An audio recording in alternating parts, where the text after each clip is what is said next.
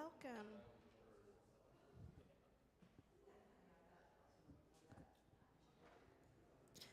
Welcome to All Souls, where love is the spirit of our community. Whether you are joining us in person or online, in the present, or catching up with us later, please know that you matter to this community. In this time of great division, may you find hope, love, and community here.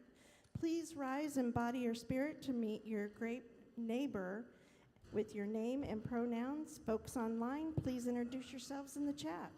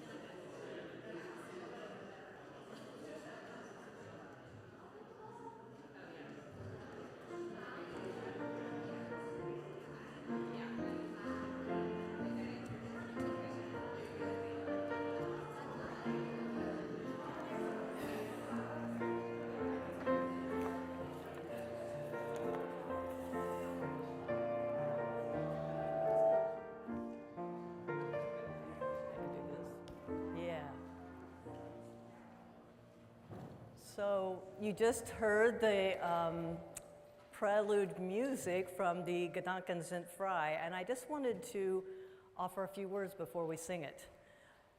This was a popular protest song against political repression and censorship in the mid-1800s. The song was important to certain anti-Nazi resistance movements in Germany, and in 1942, Sophie Scholl, a member of the White Rose Resistance Group, played the song on her flute outside the walls of the Ulm prison, where her father Robert had been detained for calling the Nazi dictator Adolf Hitler a scourge of God. So people are being arrested just for little pieces of complaint, which is beginning to happen a little bit. And it's such a nice melody, and I just want you to also know that it's a melody with a lot of power with it as well. Please rise as you are able to sing along.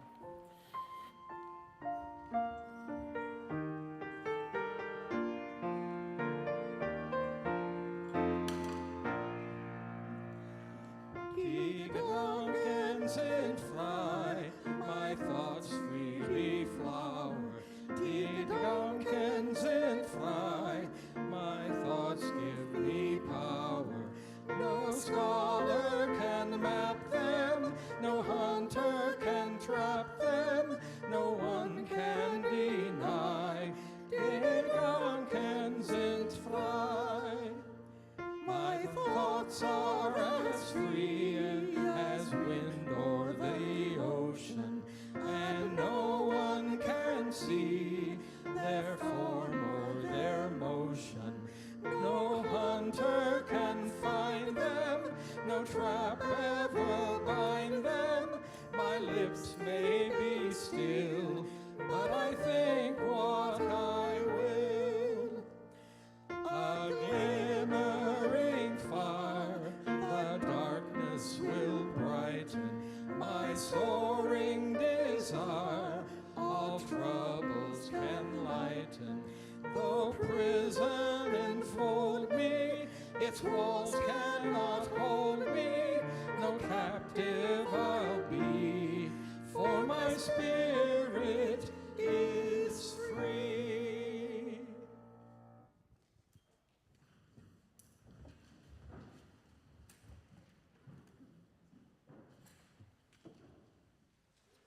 Good morning. I am Sonia Eisenhart. My pronouns are she, her.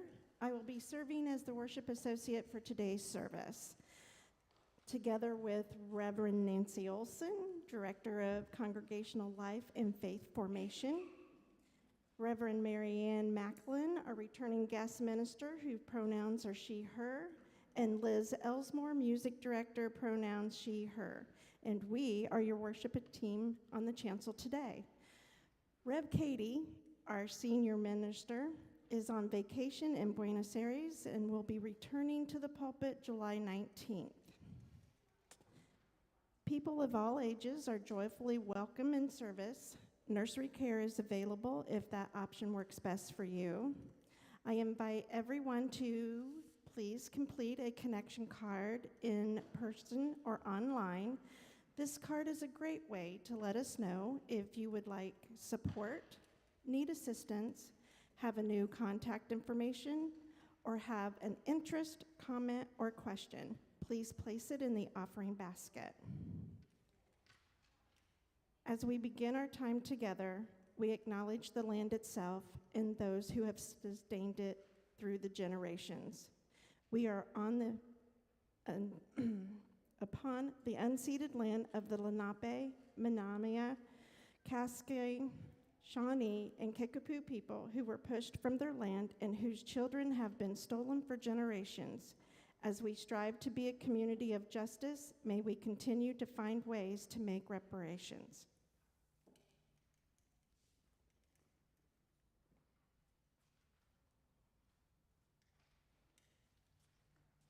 As Unitarian Universalists, we draw from many sources for our inspiration, the wisdom of the world religions, important writings out there that have happened through the centuries, our own experience, so many things we draw from for wisdom. So today I read the poem, The New Colossus by Emma Lazarus, which is on the pedestal of the Statue of Liberty, dedicated in 1886.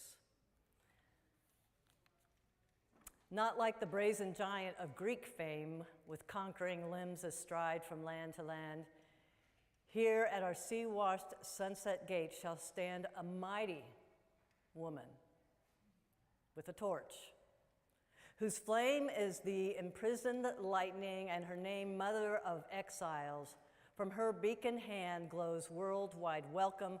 Her mild eyes command the air, lodged and bridged across the harbor of twin cities.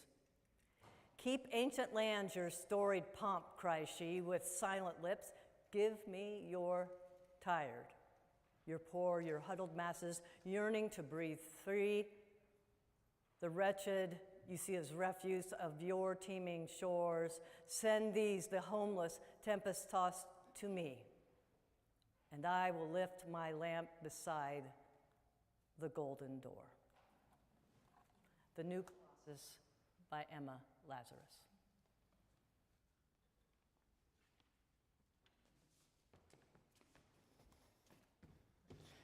Good morning. It's good to be here. Missed y'all. Been gone for a couple weeks.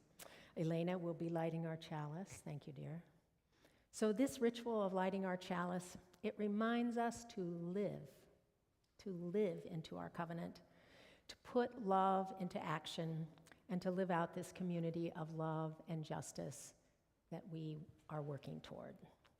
So if you would please rise in body or spirit as we share the words that are printed in the order of service in Spanish and English. If you're with us online, please let us know where you are lighting your chalice from. And let us speak the words in Spanish first.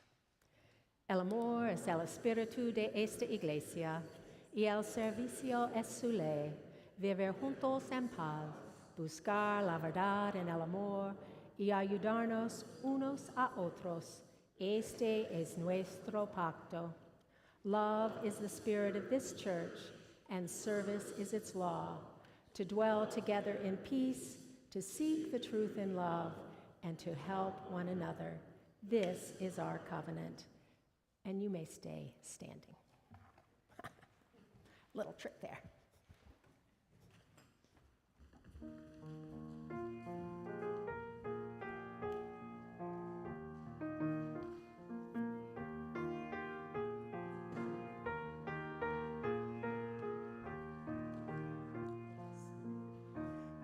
piece we are singing together once through, and then we're going to divide into two groups.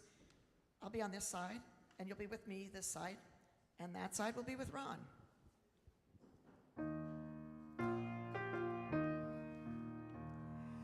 Come, come, whoever you are, wanderer, worshiper, lover of leaving.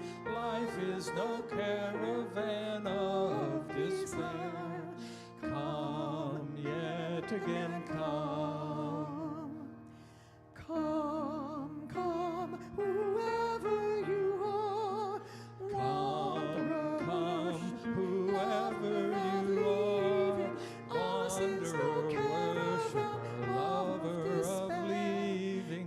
Life is no caravan of despair. Come, yet again come. Come, come, whoever you are, wanderer, worshiper, lover of leaving. Life is no caravan of despair. Come, yet again come.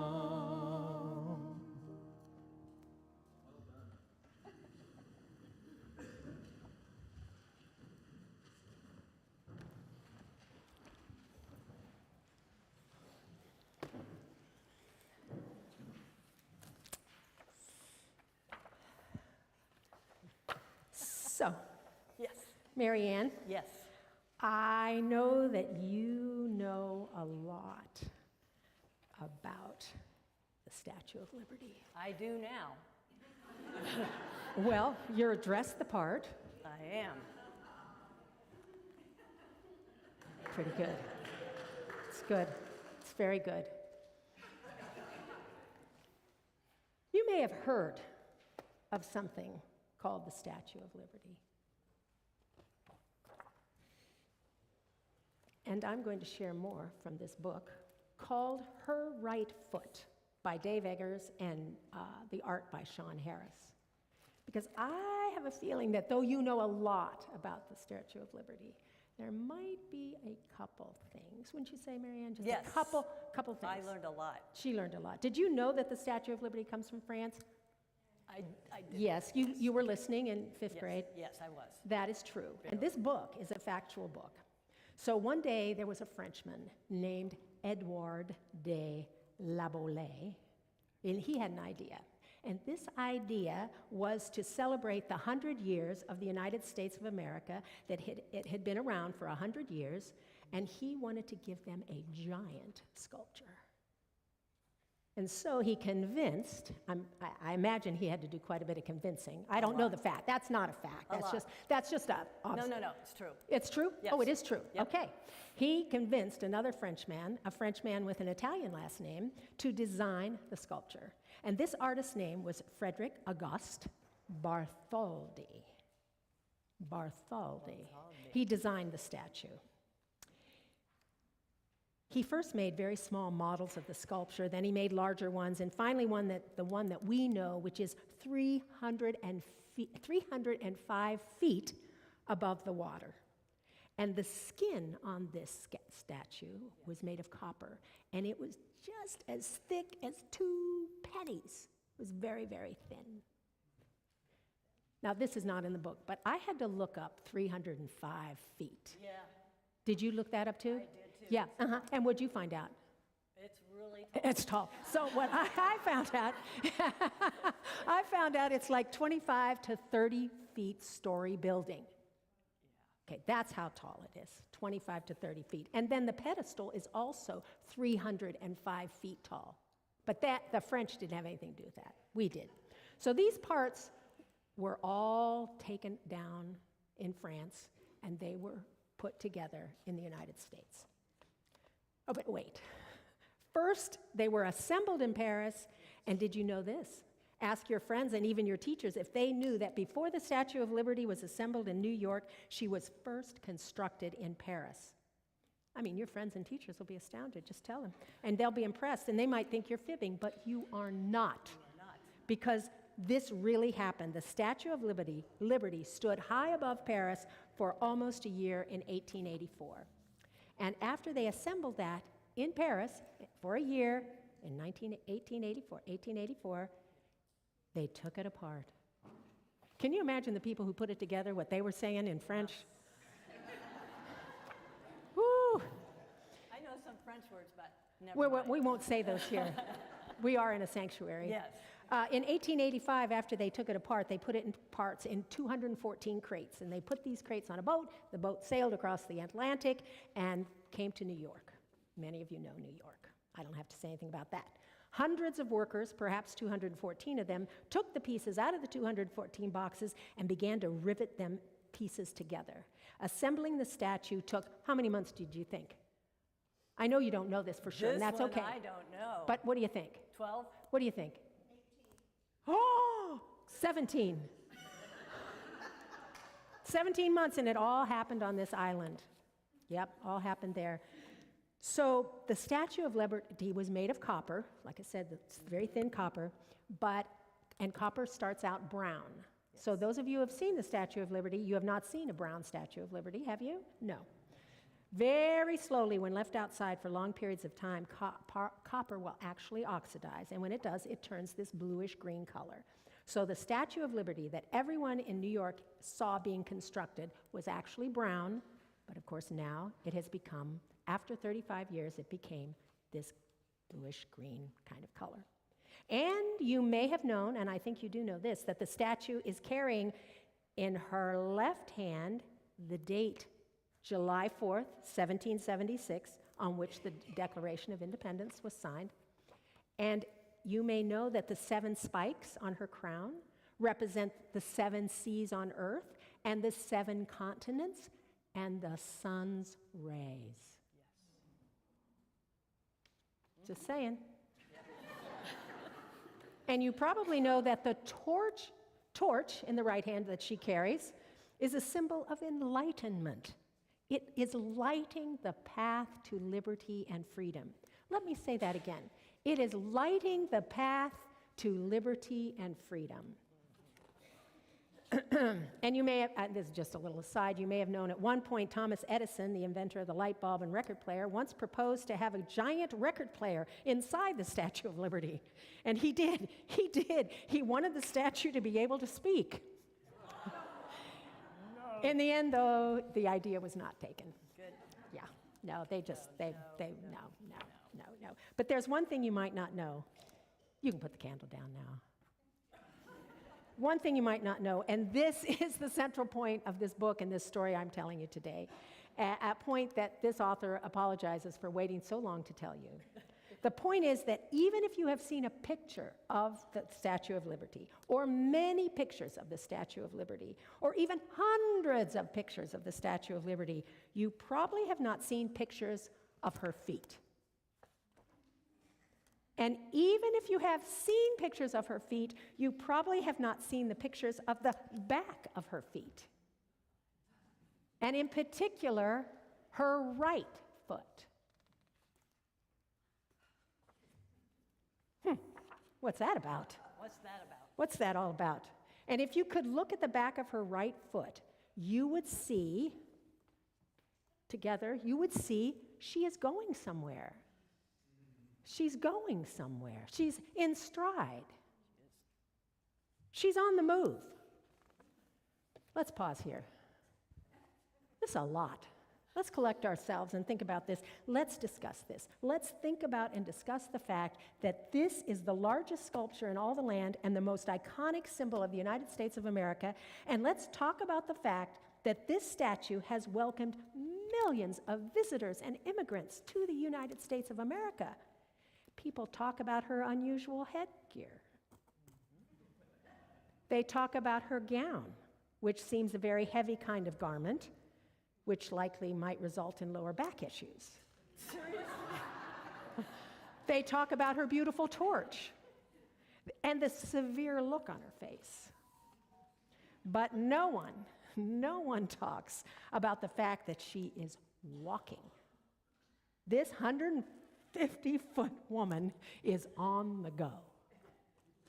Every time we see the Statue of Liberty in pictures, or anytime we imagine the Statue of Liberty, we see her standing still. Very still. Like, well, a statue. But she is moving. She weighs 450,000 pounds and wears a size 879 shoe. And she is moving. How can we all have missed this?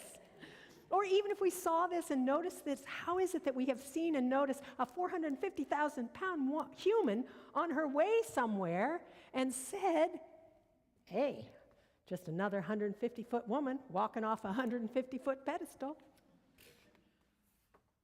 Actually, I thought the pedestal was higher, but that's okay.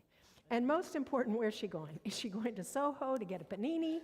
Is she going to West Village to look for vintage Nico records? No. She is facing southwest, so she is facing New Jersey. Maybe she's going to Trenton.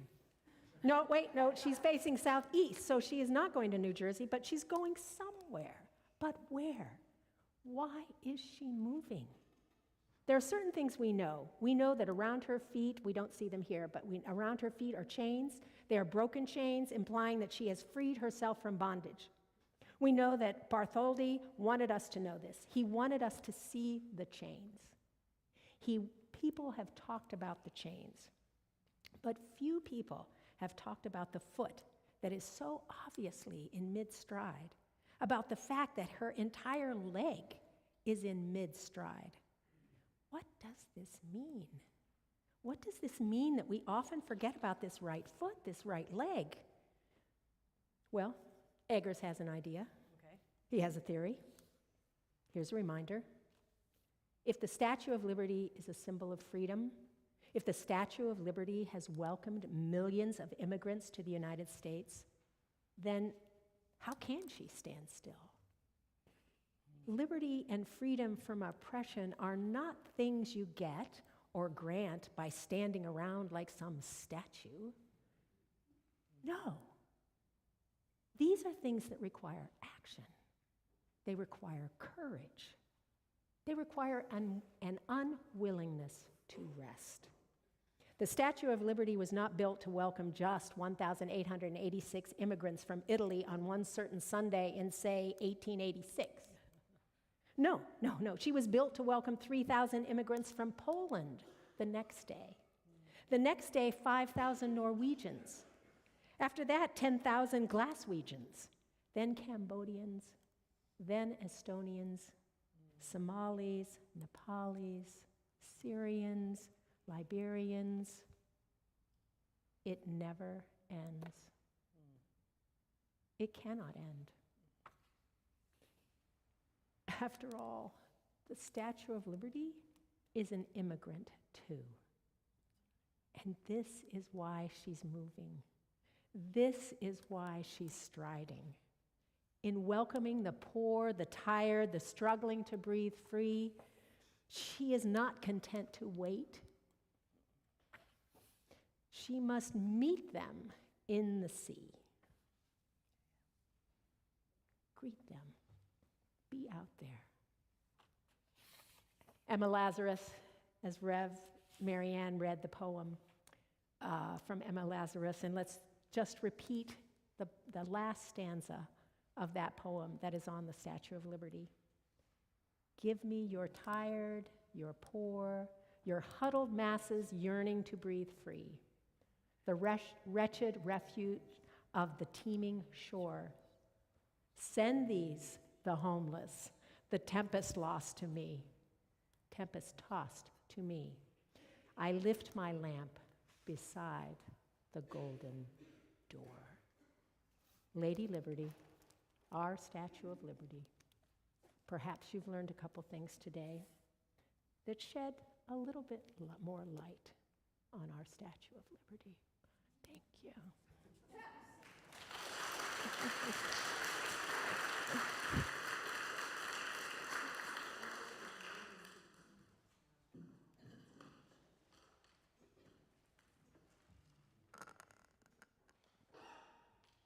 Thank you, Nancy and Mary Ann.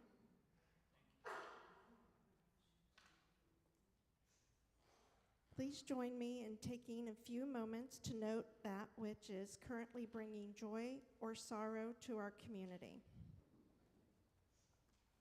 We want to keep in our hearts Venezuela, as 2 major earthquakes hit there on Wednesday, and more than 68,000 are missing and 1,400 recorded dead.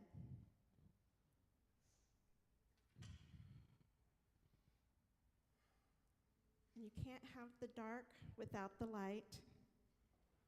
Ed Choate and Karen Godfrey Choate would like to thank the care team for providing such delicious meals for 2 weeks after Ed's back surgery. It was gratefully received.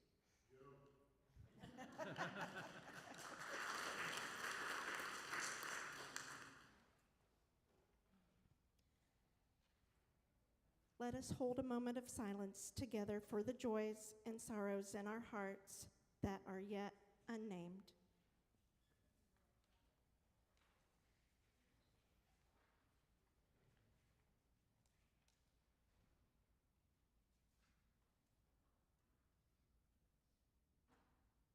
Thank you.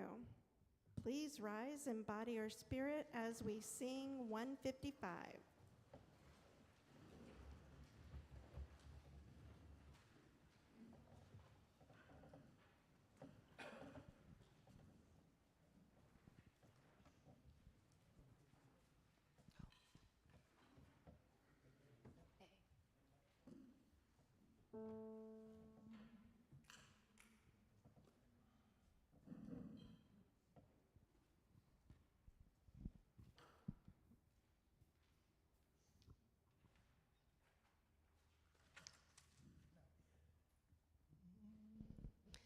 Circle round for freedom, circle round for peace, for all of us imprisoned, circle for release, circle for the planet, circle for each soul, for all children of our children, keep the circle whole.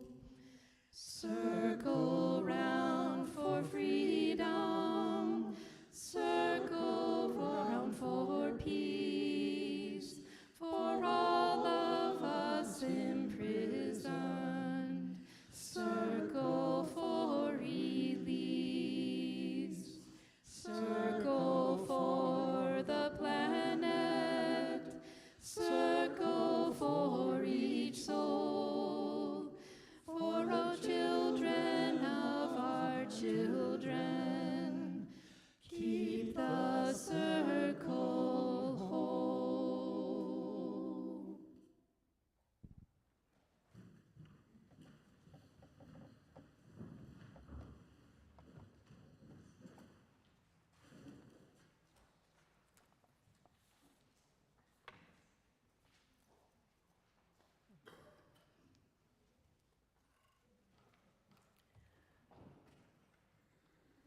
So I named this reflection the Torch of Freedom.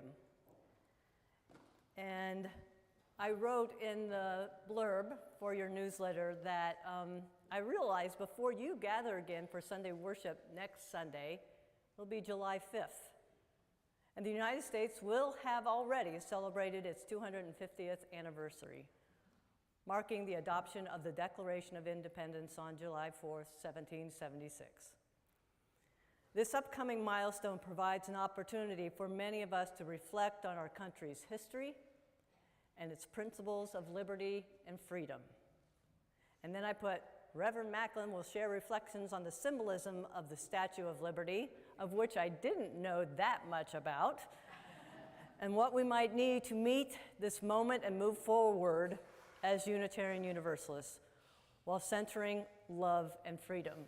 And that part about moving forward, Nancy hadn't picked that story yet, so I kind of invoked that. I want to begin again with the New Colossus, the sonnet by American poet Emma Lazarus.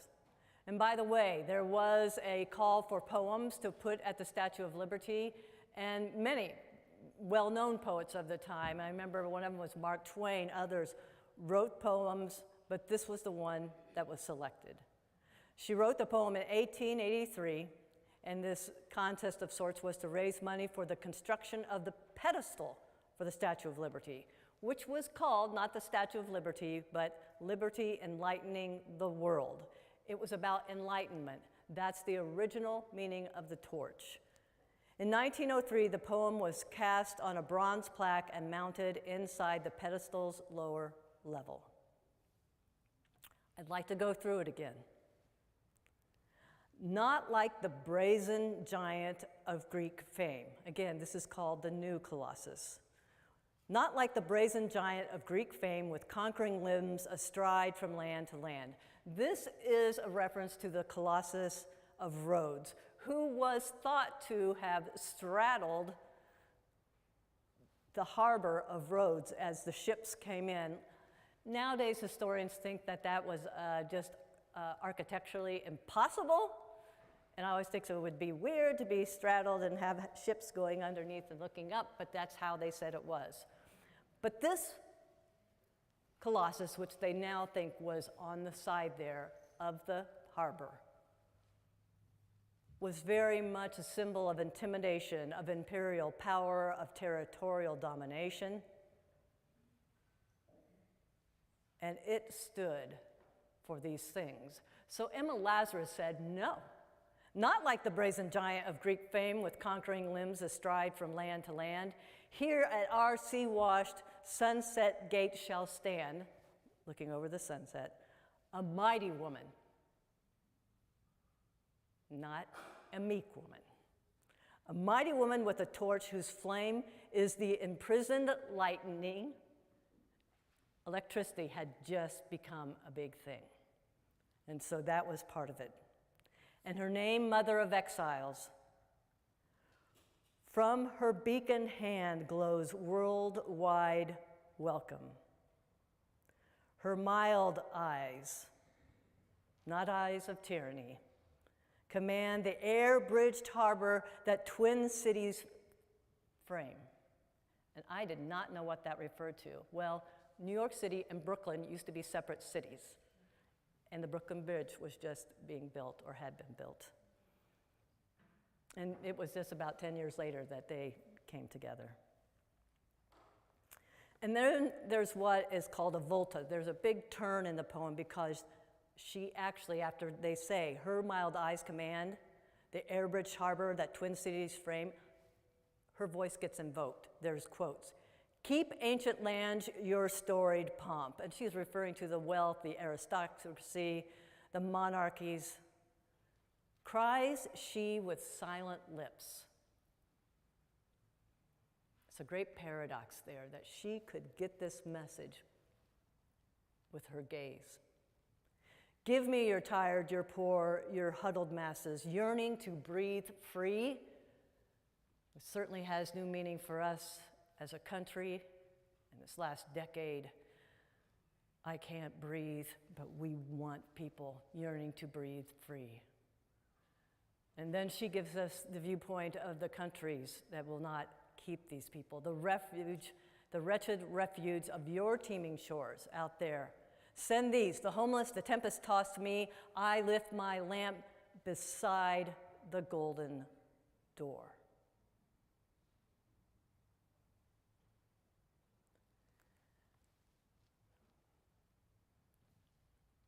After this poem became part of the Statue of Liberty, she began to be known as the Mother of Exiles. That all started. Ellis Island wasn't there yet.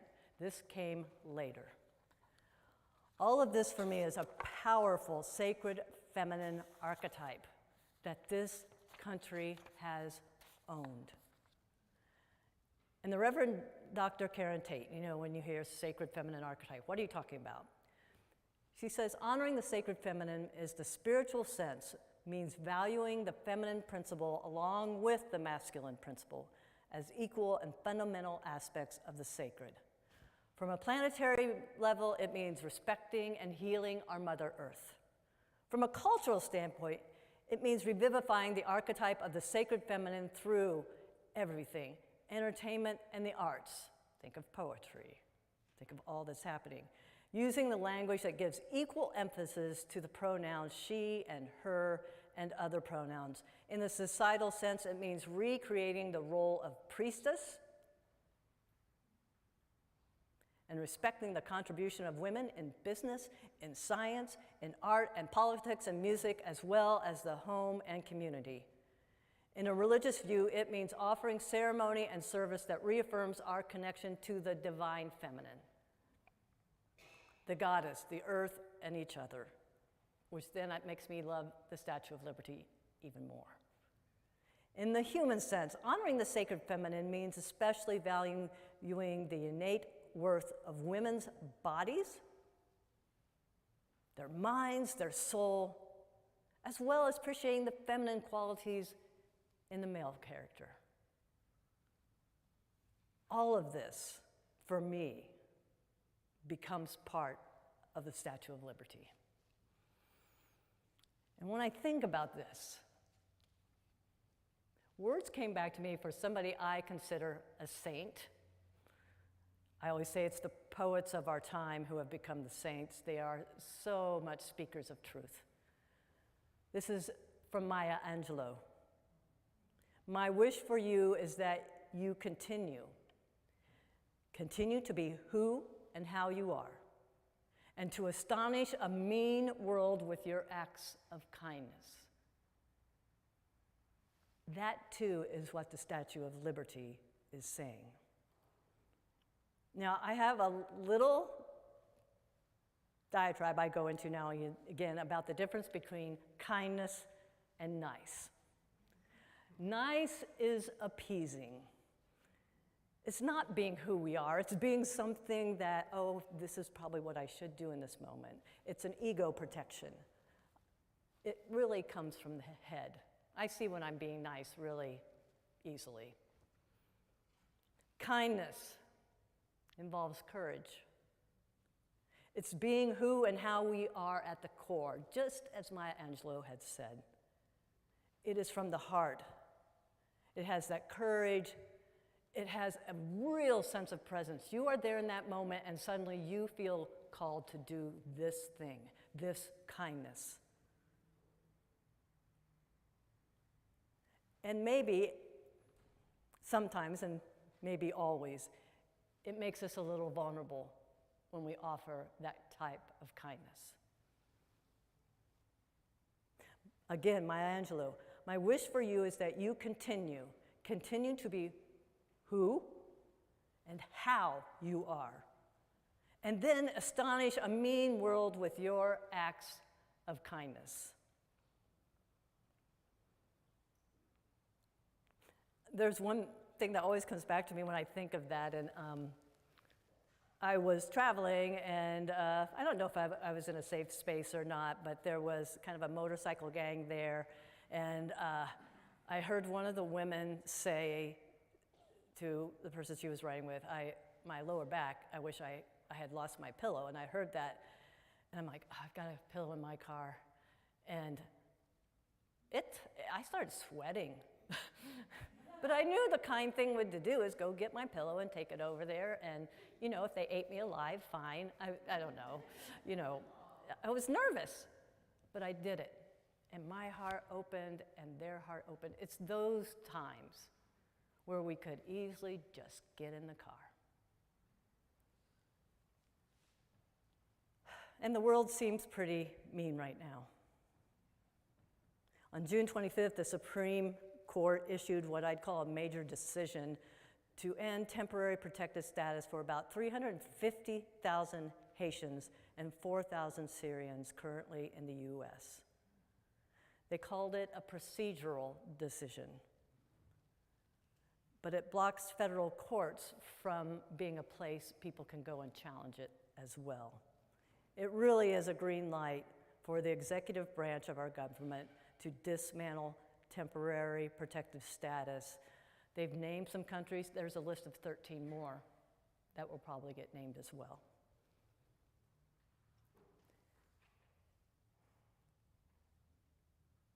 These are just things I read this week, right? The other piece that, thinking about the Statue of Liberty, citizenship costs are going to go up. Now, this is a proposal right now to increase the naturalization fees and also dismantle any affordability safeguards. What does that mean? Well, a paper application right now to become a citizen is $750. Can you imagine if you're poor what that means? They're raising it to $1,330. An appeal on top of that usually costs $830. It's now going to be $1,475. On top of that, there's usually a waiver if you're poor that you can apply for. They're eliminating that. So you've got to come up with that money, with one exception, and that is if you are current or former military, which to me then will move people to try to be current or former military before this goes through. There's 60 days for commentary from the public. If you have some comments, I would ask you to kindly contact the folks who represent you and let them know what you think. It was with the abolition of slavery after the Civil War that the Statue of Liberty was gifted as a symbol of freedom and democracy. A broken shackle again was near her left foot, and then that right foot moving forward. A sense of freedom movement after the Civil War. We have to keep moving, taking those necessary steps. On many levels, the Statue of Liberty, as I really studied a lot about her, is our country's paradox. Freedom and justice for all, perhaps weighed in that foot going forward, as well as the bitter irony weighted in the other foot that has broken through the shackles, but whose freedom remains shackled as a result of types of violence and oppression still in our country, and the shackles of the mind itself. And I wanted to say that, and we sang the Gedanken sind free. Our minds are free. And I feel like we're slowly just shutting down because so much is happening. And I just think of that flute player outside the prison walls. We have to keep playing the flute, right? So the Statue of Liberty, for now, it gives me pause. And I went down a rabbit hole, if you don't think I've already gone down one, by the way. And it's like, well, what's the difference between liberty and freedom? I'm going to read what seems to me like a lot of words, and then I'm going to try to just codify this. Because liberty and freedom are used interchangeably in the United States, but they do have distinct meanings. This comes from Lisa Hunt. She's an educator, and I thought, I'm going with the educator. Liberty can be defined as a state of being free within a society. Society has created ways for there not to be oppressive restrictions imposed by authority over one's behavior or political views.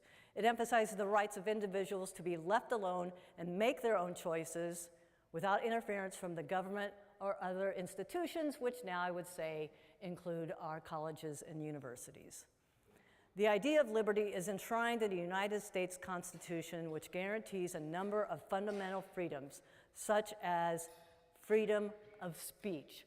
Look what's happening at the university. I live in Bloomington, Indiana. It is being used as a practice ground.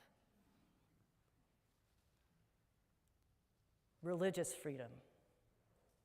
It's already the military starting to say, oh, hey, you're not a religion and you're not a religion. And by the way, Unitarian Universalists, United Church of Christ, you aren't a religion either. And the press.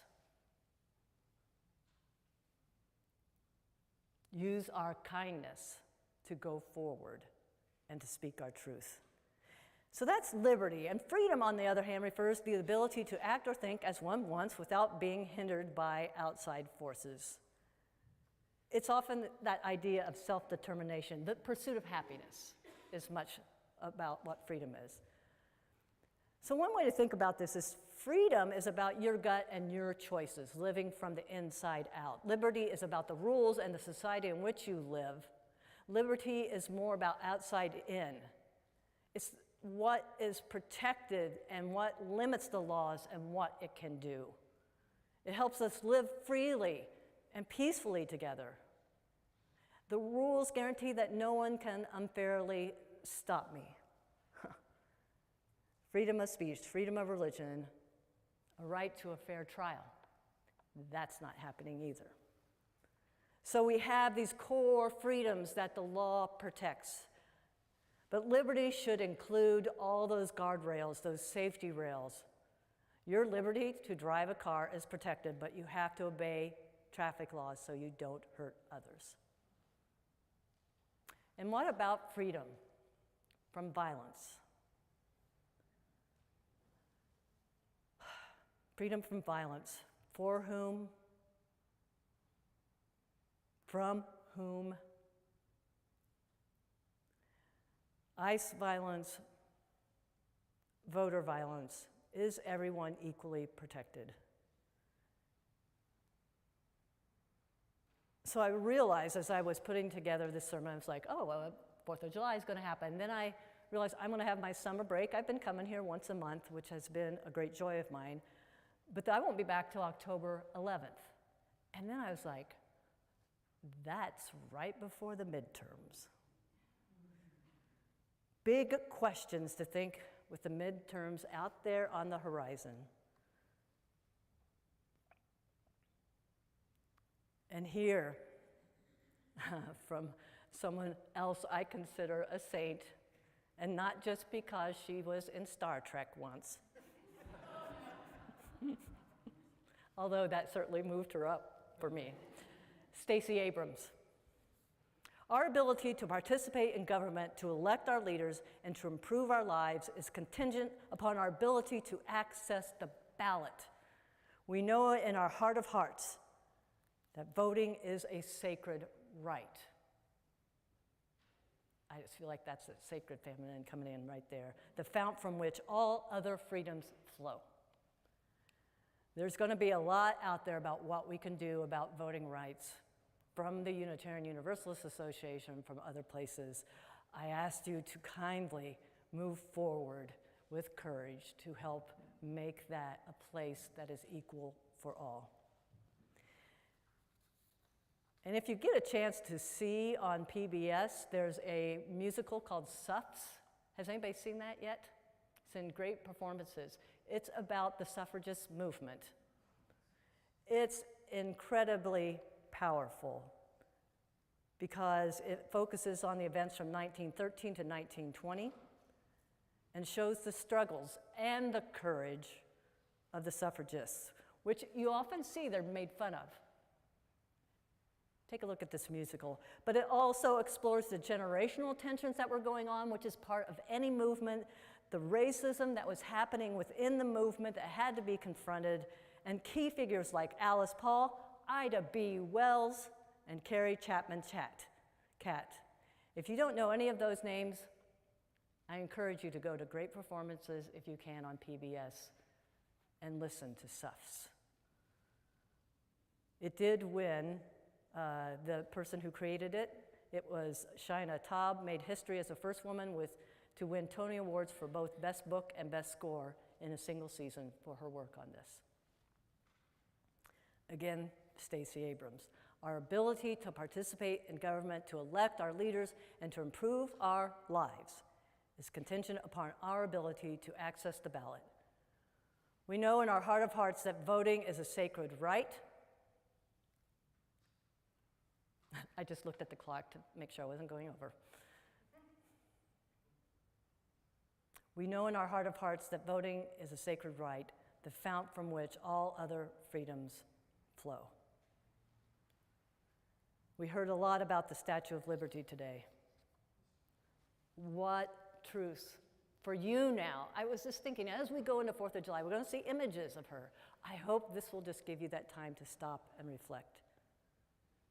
What about refugees? What about the poor? To those yearning to breathe free. And what enlightenment does the Mother of Exiles call forth from us? What does this symbol convey to you, to someone different than you, to this congregation? I want to end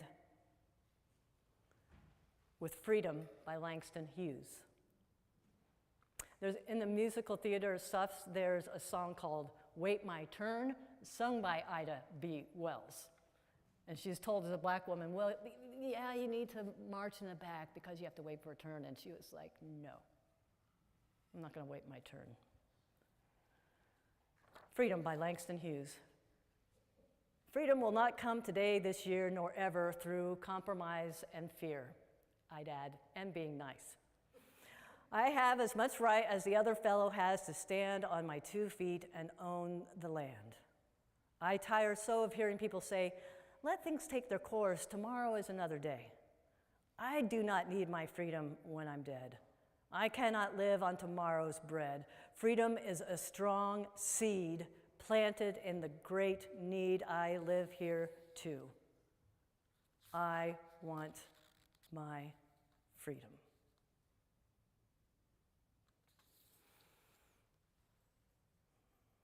My wish for you is that you all continue. Continue to be who and how you are. And please astonish this mean world with your acts of kindness in the hours ahead and the days ahead and the weeks and months ahead. Let's do it. From Maya Angelou, let's be who and how we are, and let's astonish a mean world with our acts of kindness.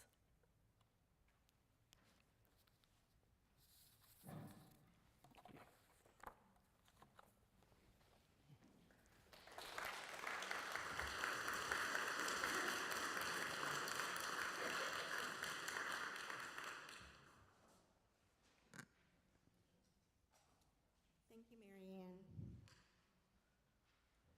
This week, we are sharing our offering plate with accessibility. They align with our UU values of justice, equality, and interdependence. We have a special guest, Tammy Thimmel, to tell us more about accessibility and the wonderful work that they do. Yes, we can clap.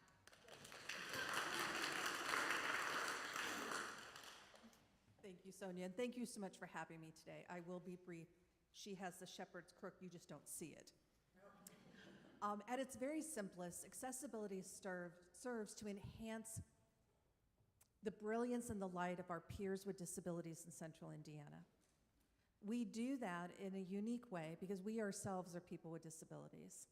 Some of those disabilities are invisible, such as mine, and some of them are very visible.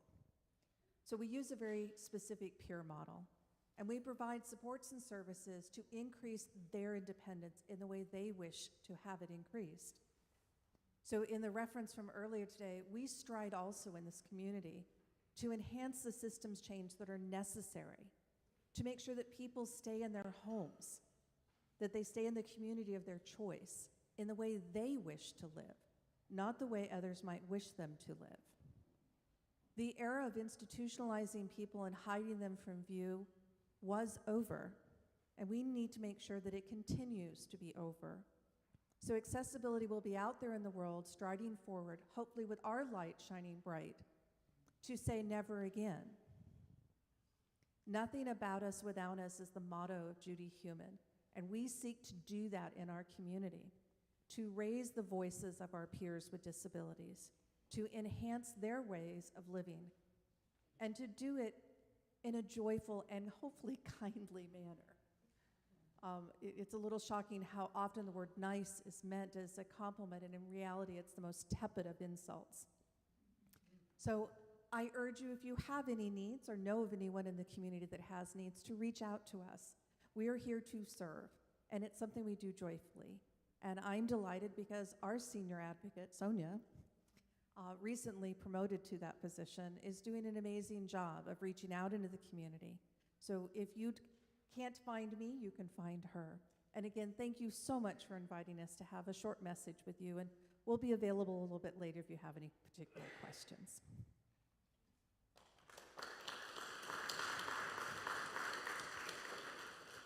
Thank you, Tammy. To contribute, you can give cash or check into the collection plate, or if online, you can go to allsoulscindy.org, where you will find a link that says donate at the top right corner. Please indicate if your gift is a pledge payment or if it is share the plate, if you are paying online or using a check. Thank you, as always, for your generosity in supporting the mission of All Souls and for your continued love for one another in this world. This morning's offering may now be given and gratefully received.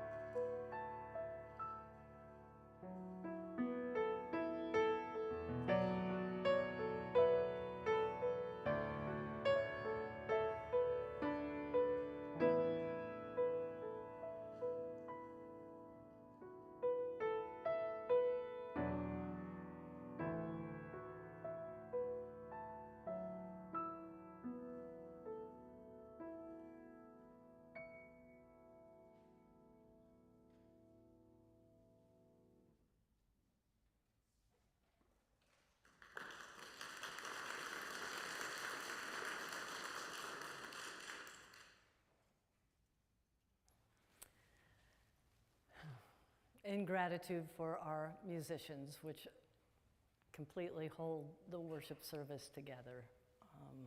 All the words that have been spoken here for our tech folks, Sonia, all the people who have brought this worship service together. And thank you again to Rev Katie for inviting me to be in the pulpit here. I appreciate that. These words from Robert Doss adapted.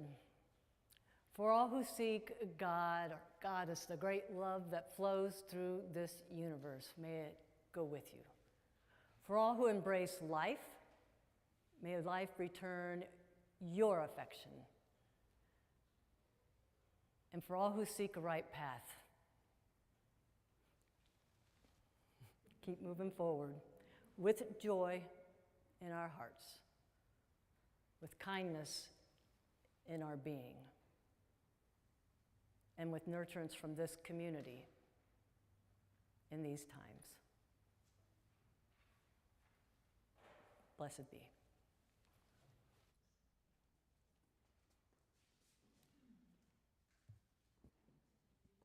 Okay, now we have some announcements.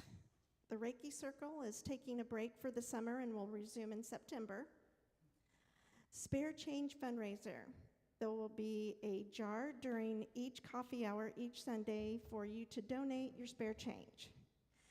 And speaking of, you can also join the fundraising team where you can brainstorm ideas or lead a fundraising project. To get more information, please see Ollie Howe about that. And as always, you can learn how to stay engaged in our community of In the Know.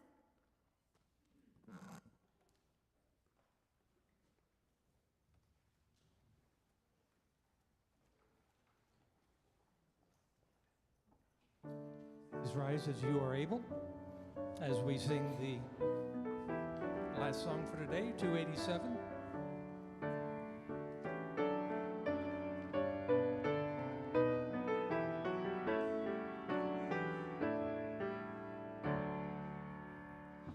Faith of the larger liberty, source of the light expanding, law of the church that is to be, old bondage notwithstanding, faith of the free